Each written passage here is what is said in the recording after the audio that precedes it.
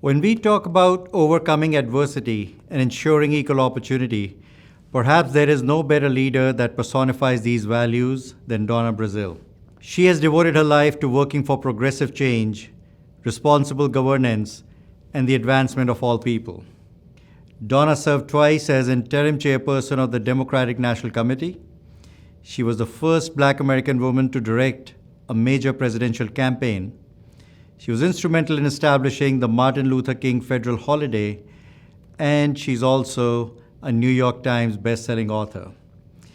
You will often see Donna these days on ABC, and we are privileged that she has joined Eightfold's advisory board as well. Joining Donna today is Dr. William Spriggs, who's equally impressive in both his accomplishments and his important contribution to the advancement of equal opportunity. Dr. Spriggs is a professor of economics at Harvard University and serves as chief economist to the AFL-CIO. In addition, President Obama appointed him to serve as Assistant Secretary for the Office of Policy at the Department of Labor. Donna, I'll turn over the discussion to you. Thank you, Kamal. It's great to be here with my good friend, Bill Spriggs.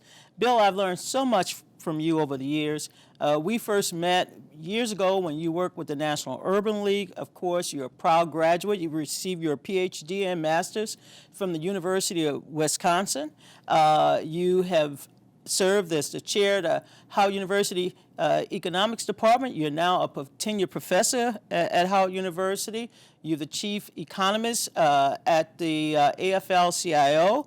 You have worn so many remarkable hats because you have done so much to broaden our understanding about the global workplace, about trends in employment. But for you, what was that initial reason why you became an economist? I grew up here in D.C. I'm a native. I was born in Freedmen's Bureau Hospital, which makes me a real Washingtonian. Yes, you are. One of my neighbors was a law professor at Howard, and at the time I was growing up in the 60s, they were the heroes of the Black community because every week they would win another civil rights case that would get people jobs downtown D.C. or integrating the schools or getting people into college. So I wanted to be like them. I wanted to be a civil rights lawyer. And when I was in high school and figuring out, what's the path so I can do that, they said, no, we already won all the cases. We don't need you.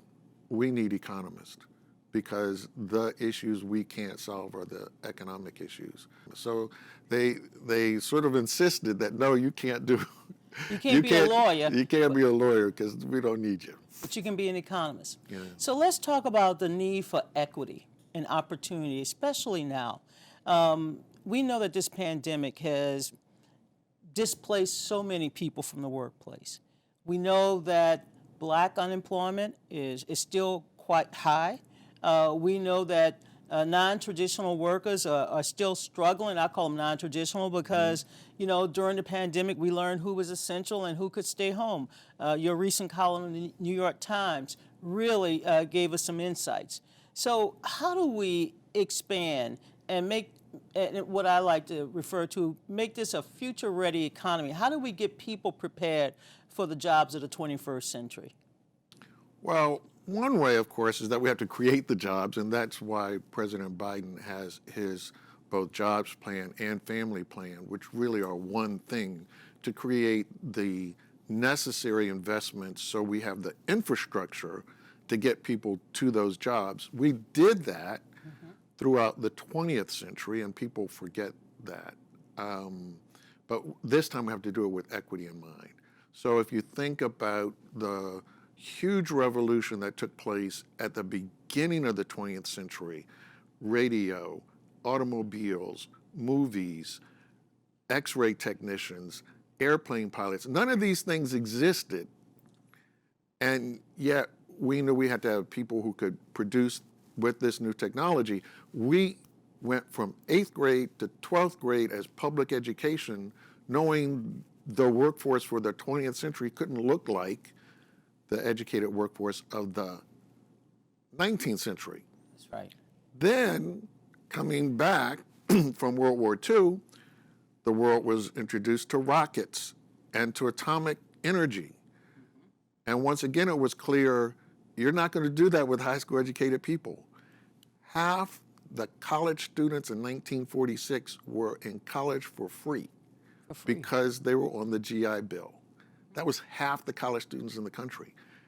Not at, no slight to anybody, not at Kenyon State, not at Appalachian State. 60% of them were at the top 40 colleges in the country. They were at Michigan. They were at the Ivy League schools. They were at Berkeley. They were at the top schools. So half of them were given the best education we could as a nation. And then in the 1950s, as a response, under a Republican president, Eisenhower, and a Republican Congress, the moment the Russians sent up that Sputnik, Congress, in less than 6 months, said, we're not going to get beat. We introduced the student loan program, which gave students affordable loans. It was roughly the rate of a mortgage at that time. Okay. And it was sufficient to cover the tuition at MIT. So you could borrow money at a reasonable interest rate and go to MIT. And we forgave the loan if you would become a public school teacher, because we realized we didn't have enough foreign language and science teachers in the high school. And so another round of free college. Well, of course, we know the catch. Right. When we say we're going to go from 8th to 12th grade, well, that didn't mean black people. And so the GI Bill, black vets used the GI Bill as much as white vets, except most black vets had not gone to high school. My aunt, so this is my family's constant fight when they were all alive. My aunt couldn't go to high school because Princess Anne County, which is now the city of Virginia Beach, did not have a high school for black kids. So she was unable to go, right? Right. Yeah. My mother, on the other hand, well, by then my grandparents were doing a little better, and Norfolk, which had a black high school, agreed that if you paid tuition, you could come from Princess Anne into Norfolk. Well, my mother got a high school degree. So they both go into the Army, they both come home, and my mother uses her GI Bill to go to college. And that divide right within my family between, no, black people didn't have high school, some black people had access to high schools. That was why black GIs didn't have the same access. And then you had discrimination within the Veterans Administration and agreeing that you could go. That you could go, right. So there was that. So black vets went to trade schools where they were allowed to, but we didn't get that college benefit. And of course, in the 1950s, we were still limited. We still had not integrated most colleges. That's right. So even though the loan was there, black students were restricted to the small number of HBCUs, and that was it. So we made these two big investments. Both times black people got excluded. So this time we need that same investment, but with an eye to equity. How are we going to resolve this problem? Historical black colleges and universities have educated more black people than the majority of other schools. So let's talk about the need for people, the opportunities available for people without a four-year degree. And we know that since 2019, the percentage of Americans 25 years and older with a bachelor degree or higher was 36%. A clear majority of workers had not attained a four-year degree. So we have millions of Americans who would like to see their employment opportunities expand and grow. And we have a number of employers who are looking for new talent. So how can we help rebuild this workforce or create a pipeline for those without a four-year degree? So we got, I like August Wilson, so we got two trains running. All right. One of those trains is an understanding that in the past, if you look before 1980, a path for those with less than a college degree was we had a much bigger union movement. Workers were able to bargain collectively, get decent wages, access to pensions, access to health insurance. As our union movement was chased away by bad corporate policies, the access to that type of job greatly diminished.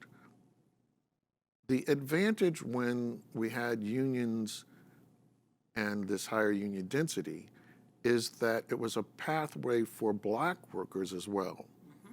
And so there was this clear path that went away when unions go away, in large part because where you have unions, firms have more control over hiring than the person who's doing the hiring, right? Because they have an agency problem here. I want my person who's doing the hiring to do the best job.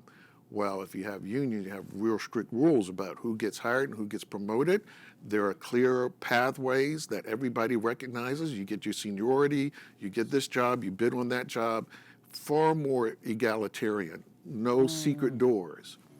And of course, the company wants the same thing. I don't want you hiring your incompetent cousin because as bad as they may need a job, I'm not here to help you with your cousin. That's not my problem. That's your cousin's problem. That's right.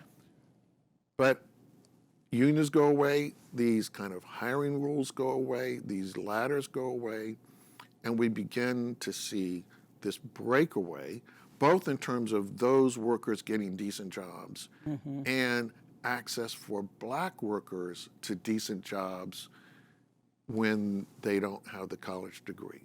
So one of the trains that we have to have running is this secret. If you look at the data, black people more than anybody else, way more than anybody else, apply to college. Why? Because black people understand that absent the college degree, they have no pathway. As my mother would call it, that's the only passport that you need. It's a college education. It's also the only passport you can get. Right. And so that comes from the workforce experience. Whites aren't doing the same thing if they're in the same position. So by that I mean, if you show me a black kid from a single parent household whose mother is working in a hotel and he's been held back one grade, he's going to college. Because if his mother has 2 nickels she can rub together to get a dime, he's going to college. He's going to college. Yes. If you're white and in that same boat, you're not going to college. Why? Because you have a different pathway. Because if you're white, you don't need that ticket. You can still have access, not as great as when we had unions, but you still have a pathway. And so when you look at the work experience, if you're black and have an associate's degree, it's a good labor market. A good labor market when your unemployment rate is better than a high school dropout. Right. So this is the disparity. If you're black and have an associate's degree, then you finally get to be paid more than a white high school graduate. So blacks trying to overcome discrimination in the labor market forces black people, I have to have that 4-year degree. And whites have these other pathways. They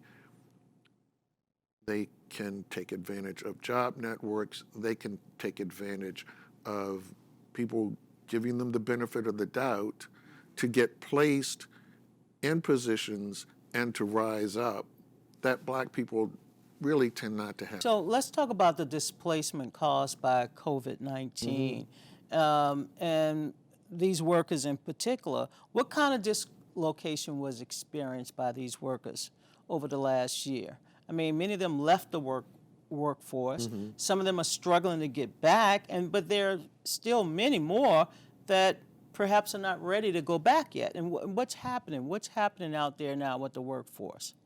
So my frustration with my fellow economist, and it's very hard to explain because for other people this is common sense, and you can't say economists have common sense. Everybody knows the black unemployment rate is always twice the white unemployment rate. I mean, this is total street knowledge. What is it, right? 9.2% for blacks now and 5.4% for whites? Yeah. Okay. And Thanks to you, I know that because I read all your columns.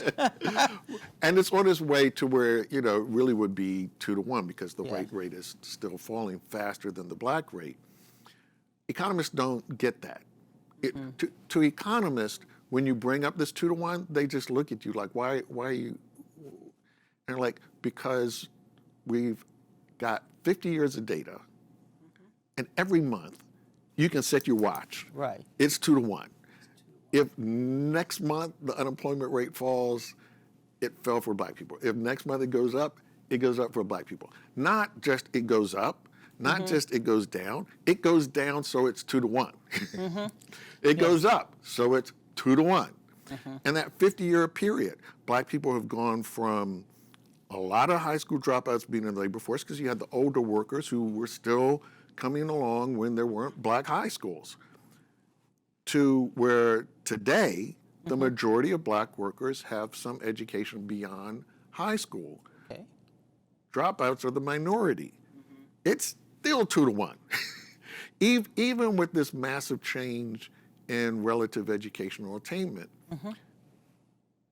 This downturn, economists call this an exogenous shock, right? This had nothing to do with the labor market.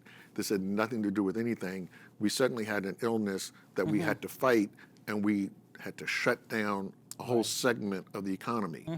That's not inside the economy. That's outside. That's an outside force. Well, what happened? The unemployment rate for blacks compared to whites went to 1.3 to 1. Didn't go to 2 to 1. Why? Because if you actually looked at the educational attainment of black people, Yes. it should be closer to like 1.2 to 1. Right. That's what it should be.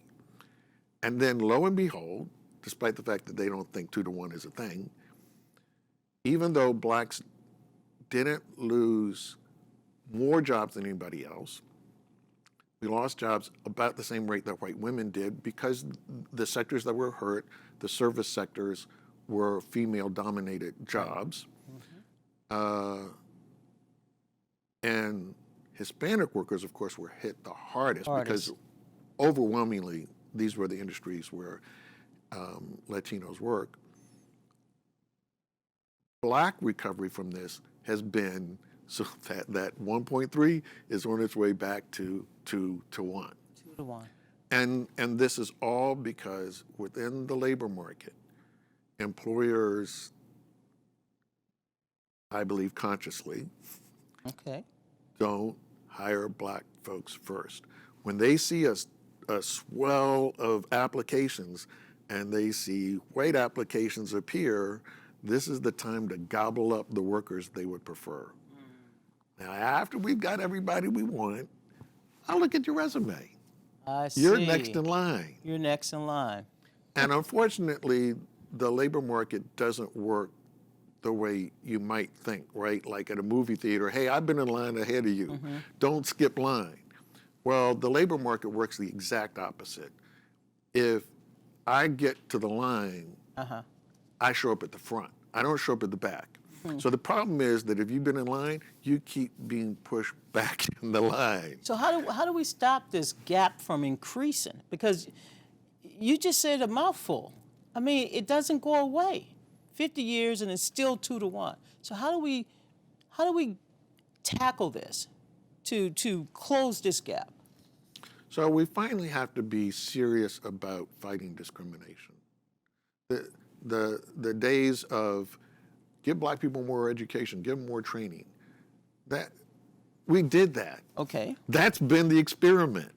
We ran the experiment and we got the same answer. It's 2 to 1. So until we break the circuit, until we say, look, there's a qualified black person in this line, you can't just keep skipping over them. Can we go beyond the anti-discrimination measures that we've already put in place? is I think most corporations, especially in the aftermath of the murder of George Floyd, everybody talked about diversity, equity, and inclusion. They talked about making sure this was a core value of their company. But are there other programs, technology, the use of AI to address some of these issues while helping our workforce become future ready? We have to double down on the measures. We have to be Okay. far more serious about them. People have been giving this lip service. People would say to me, right? We've been saying you're not supposed to discriminate for that same 50 years. And many of the older companies have adopted those models. All right. And in fact, if you look, I brought up the use of blacks in computers. If you look, where do blacks go who have computer science degrees? They go to those old line companies. Now, people don't see it as glitzy, but Ford and General Motors and General Electric still need computer programmers. Yes, they do. This was the original entree point for black people. Okay. The federal government remains the entree point for black people. Black people have an advantage in that a lot of black workers do cybersecurity. Yes. And to do that for NSA or the CIA or the Defense Department, you have to be an American citizen so you can get clearance. That's right. And so in the Washington area, the DC, Maryland, Virginia area, the DMV, where the IT workforce is as big and as sophisticated as Silicon Valley, this IT workforce is 25% black. You go to Silicon Valley, it's 2%. Bill, assuming that AI is done right and technology is able to create an equitable outcome with the algorithm, how can we ensure that this technology and this potential can help us provide for a future-ready workforce? So there are a couple of things we know we could do. First is just the monitoring process, the accountability process.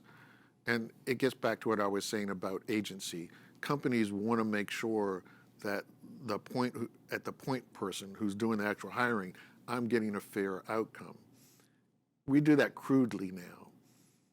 And a better way would be that we have all of the information collected on what comes in, so we have a sense of what comes out. We don't do that now. So many firms could not tell you in the same way they could for other inputs. Right. Because right now, any company right now, they push a button. We got 3,000 tons of steel and so much rubber and blah, and here's where it is in the pipeline. They can't do the same thing for human resources. And so if I'm monitoring, are you doing the right recruitment? Am I seeing the pipeline the way it should be?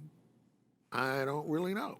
And so we need to be able to monitor, you post it, who responded, I need to know the demographics, and then when it comes out the machine, Yes. out of the HR process, what does it look like? Do I end up seeing something that looks fair, given what I know was in the pipeline, and if I don't like the way the pipeline looked, how do I improve on that?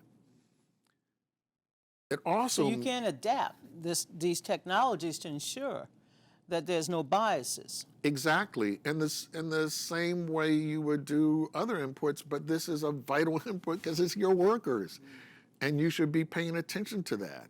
Right. And it also requires, however, a management that believes in equality. A core value. It has to be the core value, because the problem is, and this comes from us economists, we economists give you the out. Well, you shouldn't actually expect that you're going to hire, 11% blacks because they're not that qualified. Okay. And we instantly give you, it's not your fault. It's, blame the Chicago public school system. We love to do that. And so part of this, and a big part of it, is that The second part is, okay, I'm not getting the outcome I want. Part of it could be the pipeline. Part of it could be, how am I evaluating the people who come through that pipeline? Right. And that gets back to what I was saying about understanding that the path for that talented black person isn't going to look like the path for the talented white person. This is the kind of institutional racism that is often hard for companies to adapt to, because initially this is what we know was taking place back in the 60s, right?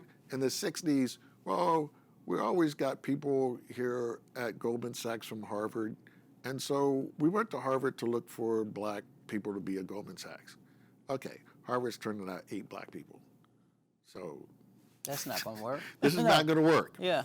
So unless you admit that, yeah, but most black people who have a degree in finance went to North Carolina A&T or Florida A&M or went to Howard, if you're not recruiting there, And you're not going to get black people. then you're not going to get black people. Right. Same thing here. And unfortunately, some people have learned this. A lot of people in Silicon Valley absolutely, positively have not. Absolutely have not. They still want to complain, well, MIT just isn't pouring out enough black people. There are not enough coming from Caltech. And so they blame Caltech and they blame MIT, who then blame the Chicago public school system. Yeah. So it's saying, okay, there are black people who are doing computer jobs at General Motors. There are black people doing computer jobs at Ford. There are black people doing computer jobs for GE, Nabisco yeah. and GE. So if they get them, what's the pathway? And are we using the right pathway? Are we using the right model to identify the talent that we're missing? But it has to start with, I expect this workforce to look like this.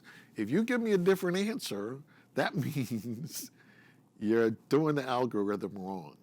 And so it's using the AI with the right moral and right, actually, talent foundation. It's understanding the talent is out there. You're missing it. How can we improve the educational and employment opportunities for people without 4-year degrees? Right. And how will this help overall in putting in place a future-ready, because that's what we're talking about. I mean, how can we prepare these people and these individuals, clearly, who are working hard, they want to succeed, but how can we prepare them for a future workforce? Yeah, so again, if you use AI, you have to realize whatever it is path that these black women have taken, it's not going to look like whites who have been able to negotiate this pathway to better paying jobs. It's not going to look the same. Clearly, their talents aren't being identified. And so if I did this and I just said, okay, I'm not going to look at race, I'm just going to see, how do people get to these desirable jobs, I'm going to miss that there's a barrier there for the black applicants. I'm going to miss what is it that they do. And that may give me a signal because I see what their workaround is. I'm studying these black men from World War I. World War I. And we have a National Science Foundation grant to do this. So at the beginning of the 20th century, when Marconi's radio was implemented, it was for ship to shore and ship to ship, but as a Morse code. So when the Titanic sank, it sent Morse code, which to us seems kind of weird. It's like, you had a radio, why aren't you talking? Right. But that innovation was pushed forward by World War I because the pilots had to be talked to. You're not going to be a fighter pilot and going right? Right. And so Marconi adapted the radio and they were able to talk. The United States Army at the beginning of World War I had 2 such radios. 2. They were German made. So you see the problem. World War I, German made. Yep. So Yeah. there's nobody in the United States who knows this technology because the only 2 radios are owned by the Army and they're German. Yes. Just like Tuskegee got to train the airmen, Howard University was chosen to train radio men for black people. So there was a battalion of black radio men. Nobody in the United States knows how to do this, right? Right. Nobody. We're training them. They get over to Europe and they have to be retrained because the French and the British had improved their technology. And in order for the Allied forces to be able to communicate together, the Americans had to be retrained on, okay, you got the training here, but you're going to get over there and now we're going to train you on what we're actually using. Mm-hmm. Super rare skill. They come Yes. back, none of them. Of the 404 black men, none of them, zero, zilch, nada, none of them are hired to do radio. They could get hired as electricians. And my theory on that All this training, all this knowledge, experience was not put to work when they returned home. none of that. And my hypothesis on why could they be electricians, right? I only need one or two electricians, like I can be the electrician for a school or something, right? So even if whites want to try and discriminate, I only need one. So you can't keep them out if somebody shows up and has the skills. That's right. But the other thing they show up as, dentist. So I'm reading this and I'm looking at their obituaries, dentist. And in their obituary would say dentist, but it would say was a member of the American Relay League, which is a ham radio operators. This means they had a ham radio license. So it was a clear indication they never lost interest in this. People in their obituary are saying, this guy really loved radio. Yeah. Never lost the radio. But couldn't get a job. Couldn't get a job, but remember how talented they had to be because they learned a technology nobody else knew. This is how smart they were. And on the elite scale, they make the Tuskegee Airmen look like I don't know what, because one of their lieutenants, his grandfather founded Fisk University. His father-in-law was the U.S. ambassador to Liberia. You got to write a book about this. Oh, when we finish the project, it's going to be exciting to understand that even if you had the skill, rare skill, it's not enough. There are these other barriers. And even if you proved your heroism, famous scene in which they had to keep communications and the Germans had shelled their location. The roof literally was blown off the board for the telephone communication had been knocked over because it was on the wall, and the whole building is collapsed around them. They have to put the board back up while the shelling is still going on. Yeah. The sergeant who won the Bronze Star for his bravery and all that shelling ended up being the longest serving president of Kentucky State University. Now, you see his dedication to his people and everything. I mean, maybe he would have done that anyway. Right. But you imagine someone with that bravery, with that intelligence, that even when people are shooting at me, right. I can do this job. Why wasn't he the president of Bell South? Good point. Obstacles. Yes, and so sometimes if you use existing paths, you may miss. You may miss what are black people doing to get around this. So if I see a black woman with an associate's degree, but I see her working the night shift at Walmart, but I see the path that other people who are probably in the same classroom with her, they're, the manager at some company on her way up.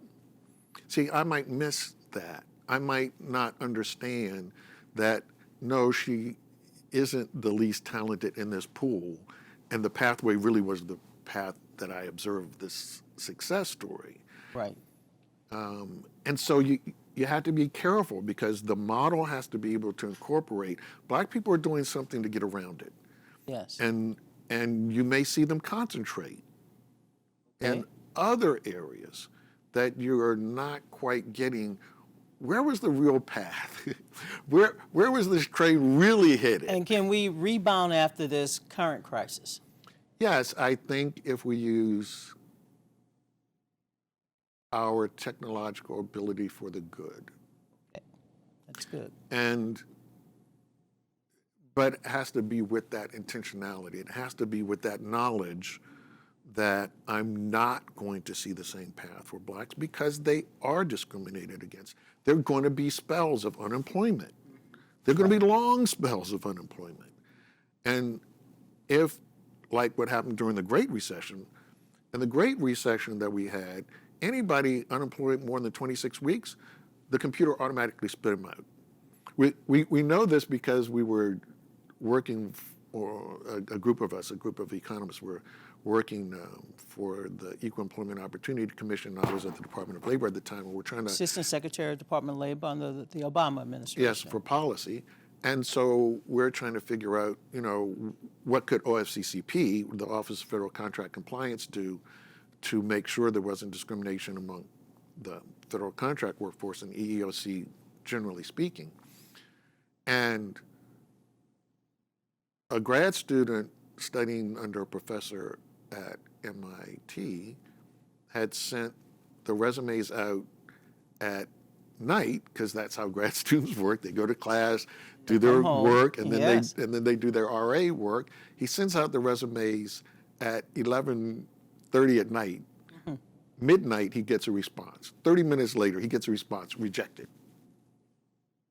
So it wasn't a human being sitting in the office, reading this resume going, 11:30 at night, I'm reading resumes. It's a machine reading the resume, and because it said 26 weeks or more, boom, you're gone. And so we can use our technology that can put up these barriers, or we can use our technology to say, that's... And that could create opportunity, because people have been laid off or furloughed through no fault of their own, and now they're ready to go back to work. But we got to make sure that if the machine is reading these resumes and looking at all of these skills, they're not kicked out because they've been unemployed for 26 weeks or more. Exactly. And in the case of this high concentration of black women who don't get lifted up to management, or who show up in the retail places where black people can get hired, that can't be a ding. I see. Before I let you go, Bill, because you have just given me a whole nother week of research that I need to go back and figure out, starting with World War I, and thank you for all of this great information.